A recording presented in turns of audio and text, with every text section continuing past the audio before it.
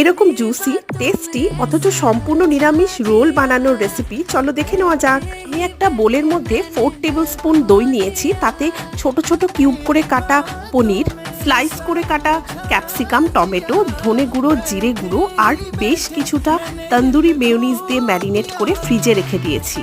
রোলের পরোটা বানানোর জন্য আমি নিয়েছি হাফ কাপ দই, 1.5 কাপ ময়দা, 4 টেবিল স্পুন সাদা তেল, 1 টিস্পুন বেকিং পাউডার আর হাফ টিস্পুন বেকিং সোডা। নরম করে মেখে নিয়ে 1 ঘন্টা রেস্টে রেখে দিয়েছি। তাওয়াতে দুটো বাটারের কিউব দিয়ে পনিরের ম্যারিনেশনটা একদম শুকনো করে নিয়েছি।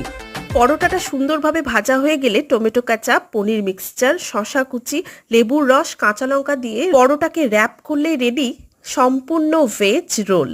মিস্টার চৌধুরী আর দিদিভাই ছাড়াও কিন্তু এই পুচকি সুদর্শনও আমাকে অনেক হেল্প করেছিল এই রোলটা বানাতে। দেখা হচ্ছে নেক্সট ভিডিওতে, ততক্ষণের জন্য টাটা।